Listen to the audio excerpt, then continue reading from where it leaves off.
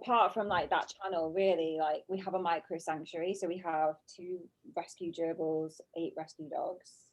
Yeah. I'm trying to think what else. That's basically my life is our dogs. So Yeah. yeah, that's about it. Okay, cool. Okay. Can you walk me through what prompted you to start your channel? Well, for a long, long time, I have been really wanting to sort of get off my chest and articulate what happened to me at home and how it's affected me now, because it really has. Like that it Social media is like a smokescreen, right? So you'll see that YouTube video and I look polished on it and I look fine, really. I look quite energetic, but that really isn't like at all how I am in my day-to-day life at all. So I don't know, I just wanted to give people an inside look at what it's like surviving narcissistic abuse, because a lot of YouTube, it's mostly people that are like psychologists, isn't it? Talking about how to spot gaslighting or how to spot a narcissist. I'm like, there's not many people that are actually talking about their lived experiences with it. Right, I'd really like to do that. And I just want to get it off my chest. And I think this is a good way to do it. So that's what prompted me. Okay. Did that experience with narcissists kind of form like kind of push you towards leftism in any way? I think I'm not really. I don't know. I don't really. I was reading this question and I was thinking, I don't know how to answer that. I think people that have been through trauma Yeah. just naturally lean that way. Yeah. Because I don't know, I don't really know how to articulate how I feel about that. Okay. Well, for me, I felt like Yeah, go on. I felt like there was definitely the sense of like you know the sense of fairness that I needed to kind of see in the world that I didn't really get growing up with kind of my experiences with narcissistic parents. Um, I just thought it might have been along similar lines for you. Yeah, of course. It's just being progressive and just always willing to do the work and to listen and to want to do better.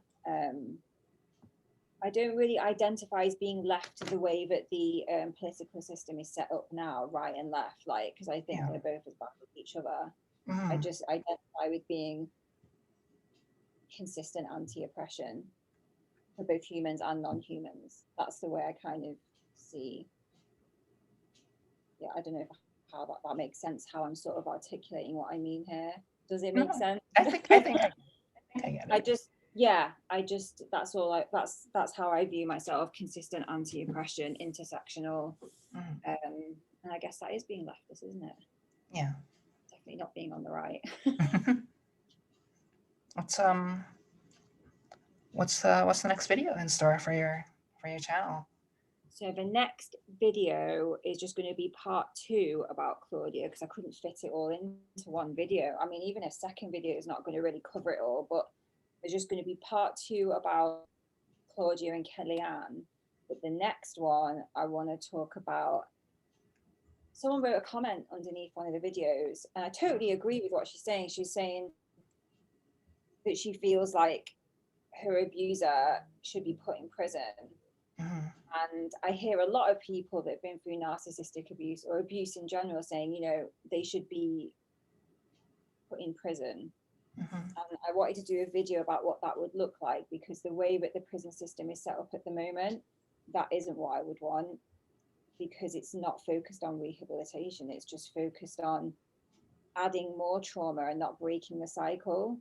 Nobody wins in that situation. So you've got the victim of the abuse, and then we put the abuser in prison, and then they just come out 1,000 times more traumatized and have learned nothing and have ended up probably 1,000 times angrier than what they went in.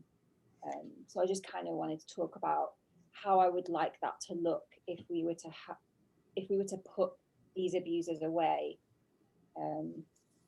I think they should be put away, and I do think they should be removed from society, but they should be rehabilitated. I don't think they should be put in prison the way it's set up now. Okay, so that's the, I guess That's what the video after Claudia is going to be about. Yeah. yeah. Well, I guess that's in a sense the kind of justice you were looking for. I know for me, I've internalized a lot of kind of anger and resentment, and you know, it isn't necessarily productive in a way that would change anyone for the better. Mate, I have so much rage. I'm sounding like really sort of balanced right now, but I get that. I have so much rage that is so not productive. Mm-hmm. And I hate my parents, and I Mm-hmm. haven't seen or spoken to them for 10 years. Mm-hmm. But with that being said, would I want them in a prison where all sorts of things could be happening to them? No, not really. It doesn't bring me any satisfaction to think that this, that, and the other is happening to them, and that they're going to come out 1,000 times worse. Mm-hmm. So, but yeah, I do hate them, and yeah, I do imagine like really bad things happening to my parents. That's natural. I get that. It's only been 3 years since I stopped talking to mine, but yeah, complete no contact. Did you find yourself identifying with Claudia a lot, Lynn? Or? So obviously, one thing I said that was not correct in that video, I said I just didn't articulate. I've said this a few times. I didn't articulate what I meant properly. I identify a lot of how her mum talks to her in that video. Mm-hmm. But in all honesty, like, there's no way for me to know if our situations are that similar. Just judging off those videos, how her mum talks to her, of course. I think my mum was 100 times worse with her shouting. My mum was like demonic when she would shout and scream. And my mum would threaten to kill me a lot. That was like literally get up in my face and like threaten to like kill me or smash my teeth out of my face. She'd say things like that. So yeah, I identified with the way and the whole thing when her mum said, "You're lucky I'm pro-life." My mum used to say like, "I should have got an abortion. I should have terminated you," that sort of thing. So yeah, that stuff is identical, but I don't know about the rest of her life, if the abuse she's suffering is identical or not. But did you identify with anything from that video? You know, definitely a sense of I remember feeling helpless a lot of the time. But my situation, as far as I can tell, isn't as bad as Claudia's. I think she's in a pretty bad place. But, were your parents, do you think, more covert then rather than malignant? Because it's that from looking at those videos, Kellyanne does come across to me as a malignant narcissist. So just very, very domineering, a lot of screaming, a lot of. yeah, they could be. They definitely express their displeasure in different ways, and you know, it was definitely a hard time for me. What I wanted to ask was what got you through those hard times? I honestly, like, nothing got me through. The other option was just to not be around. So, and I had just enough optimism to just keep pushing through until I found a way out. I guess that's what kept me going, is just thinking I will find a way out of this one day, and I'm just going to hold on to that. But what I didn't think about or even think is that when I left and got away, that's when all the trauma started coming out, and then that's when I realized how unbelievably traumatized and damaged I was, and how that was actually hurting other people around me. It's just a ripple effect, isn't it? Absolutely. So I guess that's what kept me going, was just thinking there's got to be something better than this, and I don't want to just not be here and all I ever experienced was that abuse. So what about you? Well, I hear what you're saying about the trauma piece. It definitely took me a lot of therapy and time away before I could kind of get a real sense for how deep that rabbit hole went. But for me, it was like, gosh, I'm not even sure what to say. I think there was definitely like that optimism piece that you kind of touched on. Like there was this sense that there could be more to life. And there was, as it turned out, fortunately. Sometimes I think, oh no, it's just shit. Yeah. I'm like, oh my God, is this what I waited for? Yeah. And the dogs, I love you guys so much. Like, they literally my world.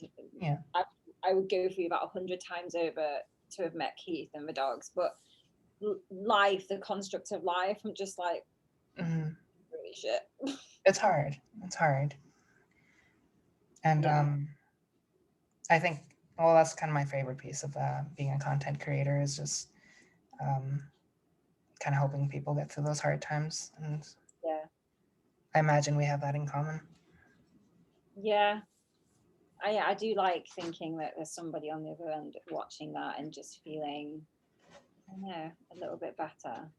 Because when I was growing up, like when I was at uni, Facebook had only just started. So social media wasn't really a thing. And so like in high school we had pages, just to give you like insight onto how. So we didn't have all that social media, and so I didn't have people to look at like and think, oh, someone else is going through this. You guys have that now. Like you have like I mean, YouTube wasn't really a thing. Like it was just coming up when I was at uni and when I was at primary school and high school. So I didn't know like that what I was experiencing was even abuse, because I kept getting gaslit by my parents and being told that they'd say things like, it could be so much worse. Wait, you're making out this is really bad. There are kids that actually get I don't want to trigger anyone, like not physically abused, not mentally abused, but abused. Right. So they would use that. That's how low they would set the bar to say, well, this could be happening to you, and look at how you're acting. This is not abuse. So now imagine if I had YouTube and I would be able to explore what other people are saying, no, this is happening to you. This is gaslighting. This is manipulation. And all of that. It would just, I think it would have made things a little bit more, not so isolating. Is there anything you'd want to say to someone going through the same thing?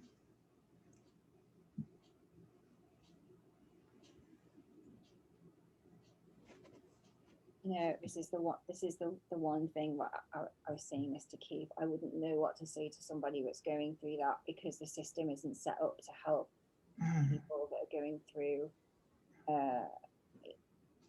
People just don't understand narcissistic abuse. Even a lot of psychiatrists and psychologists. And also, really, you don't want social services and CPS to get involved, because in a lot of ways they make things worse. We know that they send kids to very bad places, which is often worse than where they came from.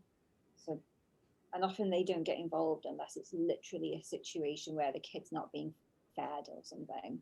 It has to be a really extreme case for them to get involved. I've had experience with this, calling them for a child who told me that she was being right, and I called social services and like, oh yes, we're aware of this girl, so she was on their records. I'm like, well, what are you doing?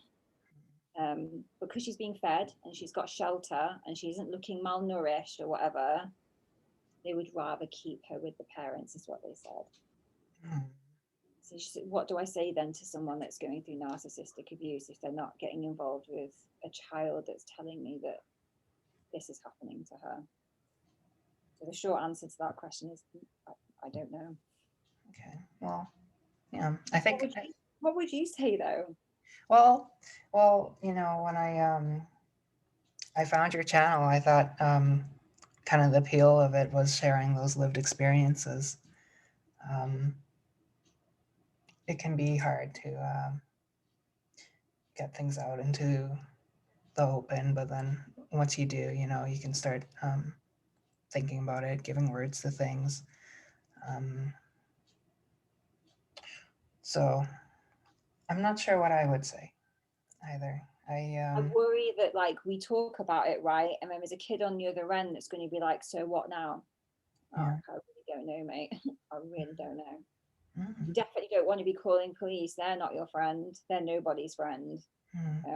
Police should not be involved in situations like this. And I do massively believe in defunding the police. I think money Absolutely. should be directed to communities who, Mm-hmm. I just think it should be solidarity between communities is what I would want to see, like community action. And you know, if there's a kid that's in trouble, the community would get together to think about how to solve that situation and not calling the fucking police. I'm just sorry. I'm so bad for swearing. I'm so sorry. It's fine. Yeah, so I honestly don't know. There's just so much wrong with the way the system is set up. I just don't know. It's sad. And for Claudia, it's a double whammy for her. She's from a really wealthy family. So the police are going to come and look at this and they're going to be like, Mm-hmm. this isn't abuse. She lives in a huge mansion and she has everything that she wants. And she has all of these things that I don't have. Like, what's she complaining about? Doesn't look good for her when police turn up in this massive mansion that she lives in. And, you know, abuse is abuse, but I just know that's how the police look at it when they come to her house. Was that how you experienced it in the police? My parents weren't rich. They were in a lot of debt, a lot of debt. But we lived in a nice area, but behind it was just a facade. It was just houses remortgaged a bazillion times. Mm-hmm. So I'm just going to get that straight. We weren't rich, but we lived in a nice area, right? Mm-hmm. And so when police would turn up, they would see I mean, the last time I dealt with them before I got out, I was about 26. And they saw me at my mum's house and must have thought, what is a 26-year-old doing leeching off her mum? Because that's the vibes I was getting, but it's because I couldn't get away. Living in this nice area in a nice apartment, that is the kind of vibes I was getting off them. That they just thought I was wasting their time. It's so, like, I know it's so hard for like just trying to get people who don't get it to understand. You know, I know that I was very financially dependent on my parents up until about like. But they make it that way. Yeah, and they didn't teach me any life skills growing up, so that I would be dependent on them. Yes. Yeah. So. Acting cotton wool, but in a bad way, not in a nurturing way.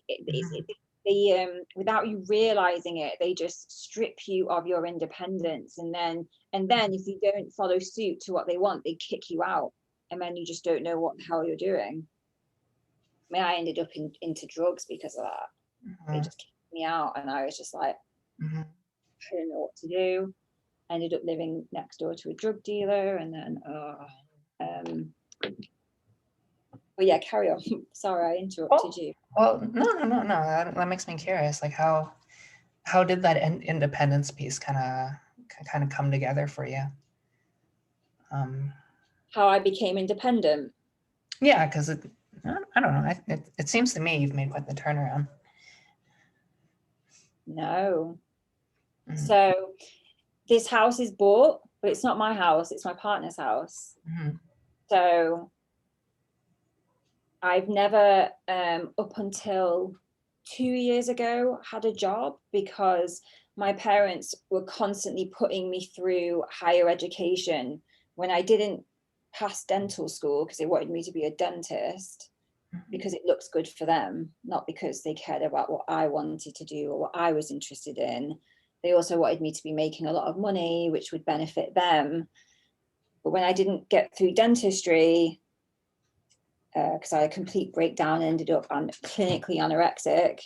Mm-hmm. They then my mum forced me into psychology. And then when that didn't fall through, I then went into pharmacy. And yeah, I finished pharmacy in 2016. And then I did some training work in a pharmacy, and then I quit because I hated it. And so I've never had independence. I've just constantly been in higher education trying to like give them what they want. And now I'm 36. I've never really been in work for that long. I don't have a long history of employment, which is what I would need to get a mortgage. I don't have a deposit saved. I don't have a driving license. I can't drive because I'm so ill, because it's physically affected me, all of this. So if it wasn't for my partner, I'd be screwed. Sad, isn't it?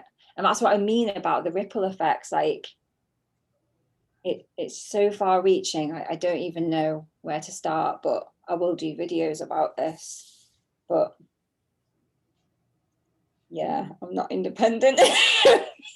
Shit. Well, I feel like I mean, I feel like I phrased the question wrong.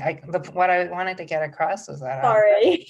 I felt like, I don't know, as I'm talking to you, I really get this this sense of like deep inner strength. You strike me as someone who's a very empathetic person, and we haven't interacted that much, but you also strike me as someone who's really kind, and I think just kind of coming out from that kind of background, and then still being sort of I guess in touch with that inner strength. I think that's certainly an accomplishment in and of itself. Mate, thank you. You're lovely. Me and my partner were like, oh my gosh. Me and my partner were watching your videos, and my husband's like, oh my gosh, she's so cute. I was like, I know. We were like, just both like. I also saw that we both have BPD in common. The worst. Yeah, no, it was wild the first time, because I didn't understand. I didn't even know what BPD was for like the longest time, and then when someone explained it to me, I started looking into it, and like all the pieces started connecting together, and I was like, oh, that's what that Yeah, when you look at the symptoms, you're just like, Well, for years I kept getting misdiagnosed with depression, and when I met my partner, I was just like, for fuck's sake, oh sorry. You'll get to know this about me. I'm really bad for swearing, but I'll swear. It's fine. It's a and I said to him, if I get told by another effing doctor one more time that I have depression, because I know it's so much more complex than that.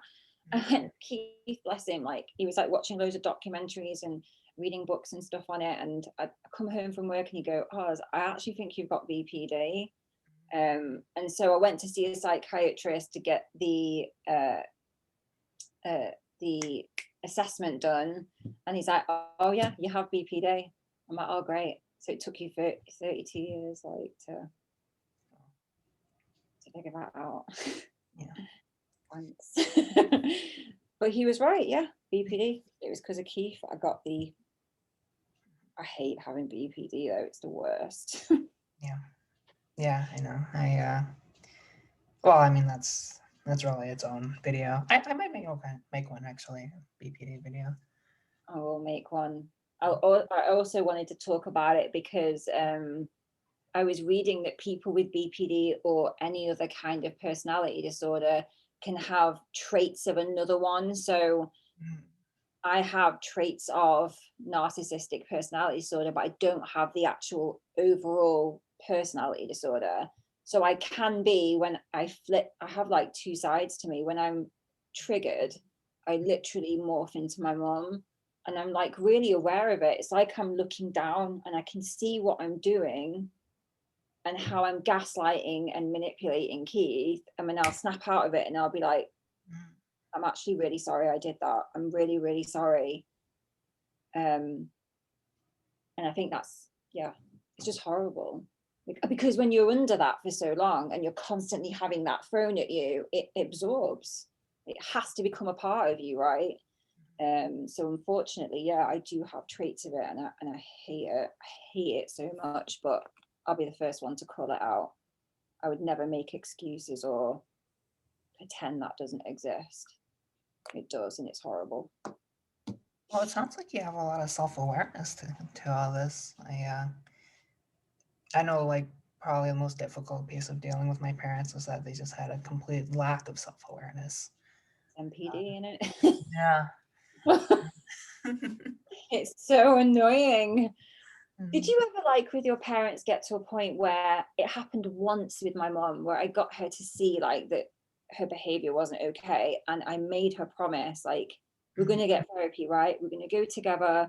We're going to sort this. And then the next day she'd be like, what are you talking about? Like, we're not doing that.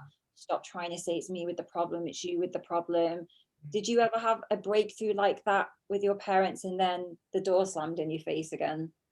Mm, I wouldn't say exactly in that way, but I remember I talked to a school counselor, and that that basically I was suicidal, right? Um, and I guess well, they have to contact your parents as mandatory reporting, and that happened. And then I don't know if it was just like um, kind of the severity of the situation that kind of got through to them, but um, my dad spoke to the psychiatrist, and he said, yeah, why don't we meet up and we can talk about this, all of us in a room. And that day came where we were supposed to meet up with my psychiatrist, and and we didn't. My dad just took me to the mall, and we walked around for like half an hour, and then we went home, and then we just never spoke of it again. So not exactly the same, but it was very strange. Yeah. But that's the thing, though, they tell people what they want to hear. So that psychiatrist would have wanted to hear your dad say, yeah, I'll Yeah. come. Yeah. I could never call my parents out on anything, though. I was terrified of them, basically.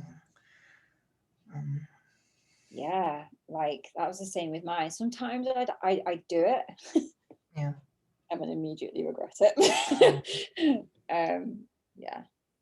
I couldn't help myself though. I just had to. I just had to call them out on it. It just really Yeah. annoyed me. Like, Mhm. but I quickly learned, like, yeah, I'm gonna have to stop now because I genuinely used to think that my dad would kill me. There were like times I thought this guy's gonna he's so mad he's gonna kill me. Mhm. Um, do you think, like, can I ask you a question? Okay. Okay. Sure. Do you think someone mentioned this on my Instagram post? I thought, oh, they're Mhm. kind of right, but they're kind of not. Mhm.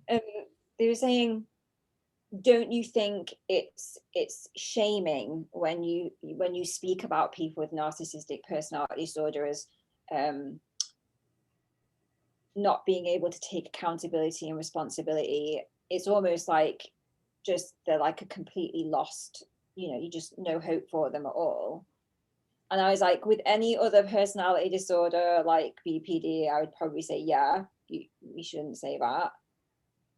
But the overwhelming majority of people with NPD do not see what they're doing, right? So I I guess the question is, like, mhm. do you think we are being too stigmatizing? Not you and me, just us, but just in general. Like, do you think we are too stigmatizing to people with NPD? And but they don't literally want to get help though. Or Yeah. am I wrong? I don't know. It's well, it's complicated. Yeah. I I think if you were to ask me on any given day, I would tell you like, oh, it's a lost cause. Same. But you know, I definitely have a lot of conflicting emotions when it comes to my parents. Mm. Um, I mean, that's not to say that you and I wouldn't want for, I mean, actually, I can't speak for you. I don't know how you feel about this. Sorry. But I mean, but that's not to say that, like me personally, yes, do I think that the majority of people with NPD is a bit of a lost cause? Yes. Do I think that they are deserving of the right treatment and care? Yes, I do. That's if they're willing to get it. And that's the problem. It's getting their foot in the door to get it. But yeah, it did make me think, that question did make me think, oh my gosh, am I being unfair here? Well, I find people will say the same thing, but people with BPD will be doing fine in therapy for a while, and then we'll just like act like we all forgot about it and kind of default to those, certain behaviors.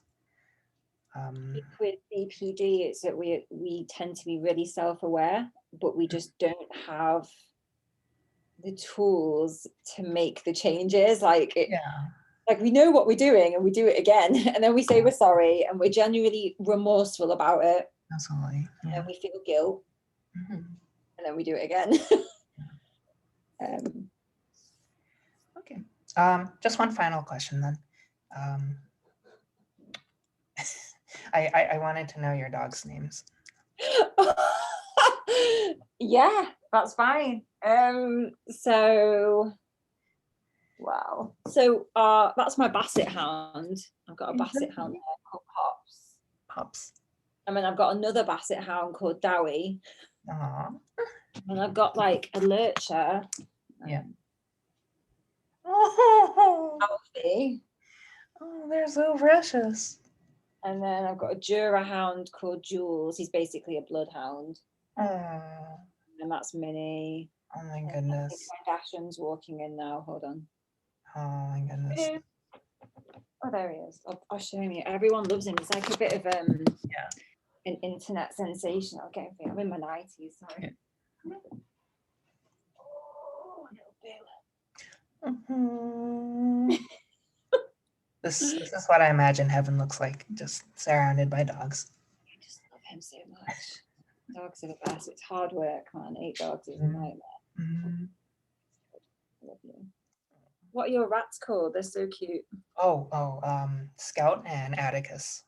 Oh. Yeah, they're named from they're after To Kill a Mockingbird characters. So. Atticus is a cool name. Isn't it? Yeah. Okay.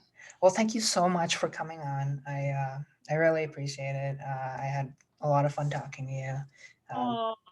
Yeah, I'm still new to interviewing, and it's still like a skill I'm working on. But I'm getting that practice in thanks to people like you. I love watching you speak, and I love your videos as well. So yeah, and I have a really good feeling about your channel. I think it's going to do great. Thanks, mate. Okay. You're lovely. We'll keep in touch, all right? Okay. Well, thank you so much. See you later, mate. Bye.